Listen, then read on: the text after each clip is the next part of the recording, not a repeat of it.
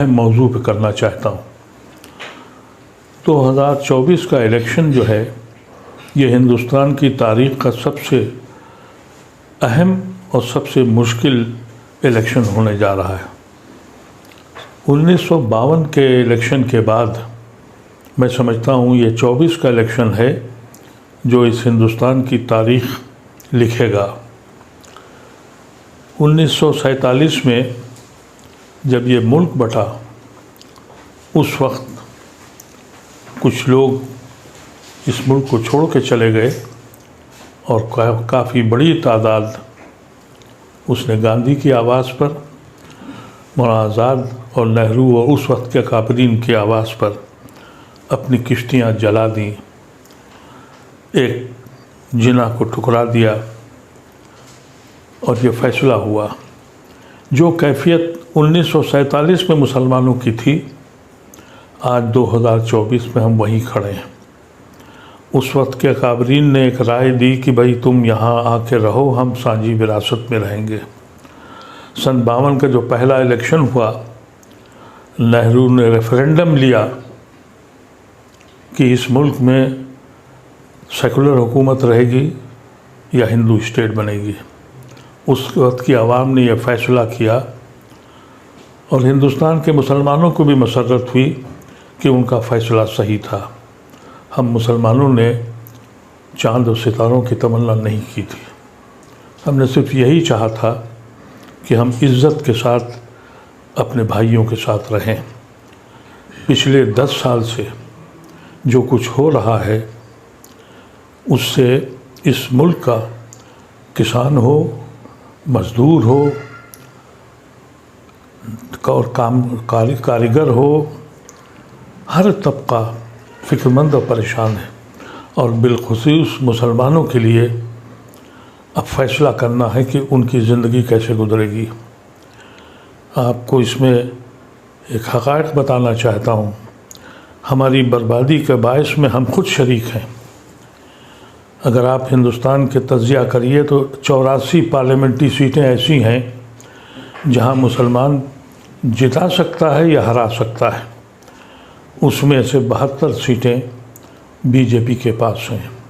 80% strike rate BJP का मुस्लिम constituencies में है। किसको इल्ज़ाम दें, कभी सोचा है आपने? उसके बाद दूसरी स्ट्राइक रेट बीजेपी की उन स्टेट सीटों पर है जो रिज़र्व सीटें हैं। तो आज भी एक तबका है गैर मुस्लिमों का जो आपके साथ खड़ा है।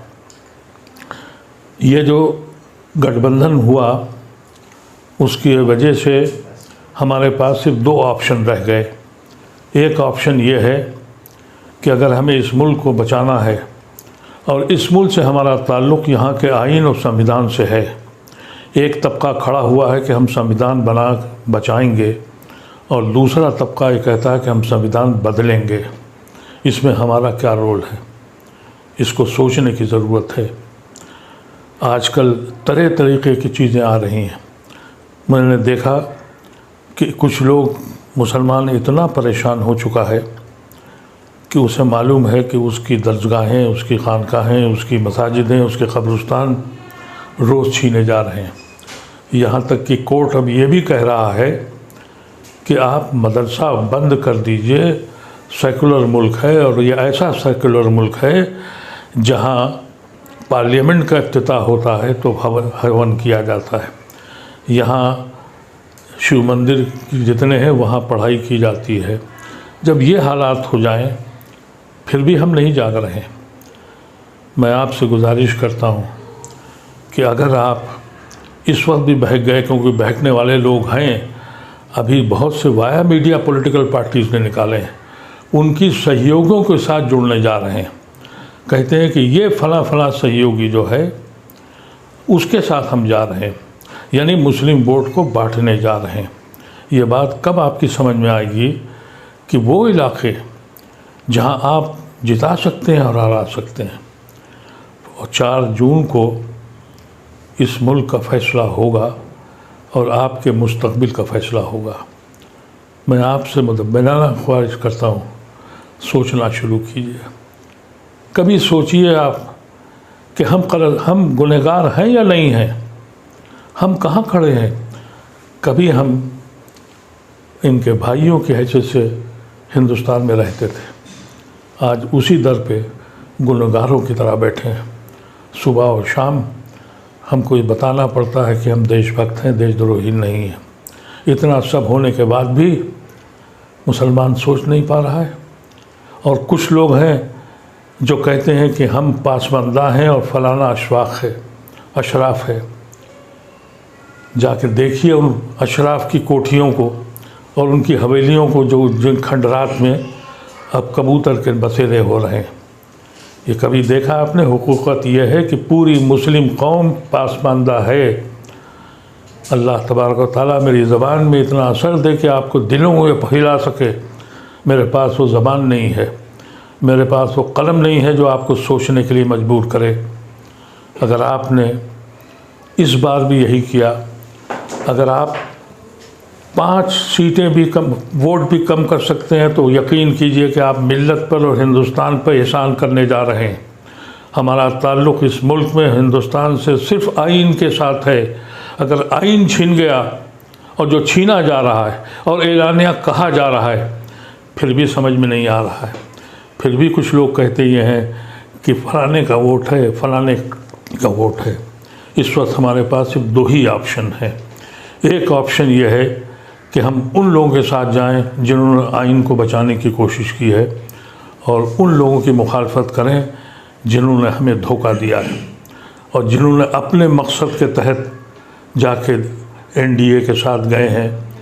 इन लोगों को ख़ास तौर से आप अंदाज़ा कर लें कि इनके ख़िलाफ़ आप मुत्तहिद हो जाएं।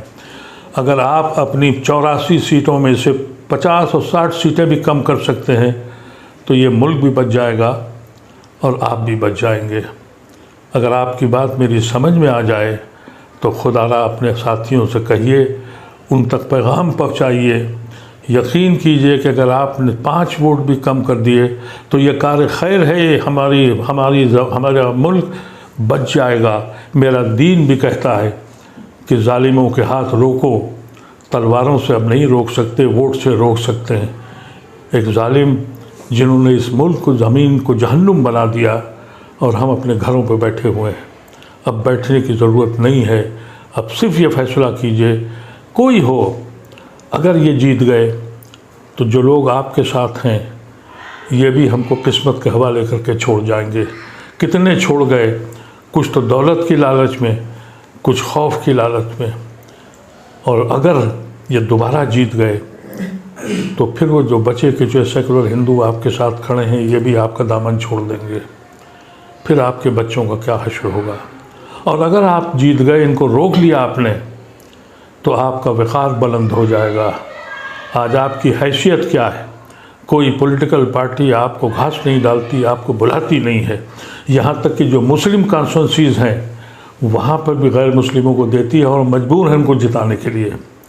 ऐसी शक्ल में एक बात सोचिएगा ज़रूर, और इस बात पर सोचिएगा कि ये एक आदमी जो बीमारी के बाद अपनी उम्र के साथ और बीमारी के साथ जिसकी आँखें अपने रब से मिलने को बेचैन हैं, ये उसका आखिरी इलेक्शन है। मैं इलेक्शन का कैंडिडेट नहीं हूँ, लेकिन अपनी मिल्लत की तरफ देखता हूँ तो दूर दूर तक कोई दिखाई नहीं पड़ता। सारे इख्तलाफात छोड़ दीजिए, सारी जमातें छोड़ दीजिए, अशराफ और पासमानदा छोड़ दीजिए। सिर्फ़ एक फ़ैसला कीजिए कि इस मुल्क के कानून को, इस मुल्क के आइन को बचा लीजिए। हमारे बुज़ुर्गों ने इसी आइन की रोशनी में हमने अपने मुल्क को, एक मुस्लिम मुल्क को छोड़ दिया था। इतना सोचना ज़रूरी है। बहुत बहुत शुक्रिया। अगर आप मेरी आवाज़ से आप मुतमईन हो तो खुदारा अपने आवाज़ को दूसरों तक पहुंचा दीजिए और इस पर सोचिएगा, सोचिए और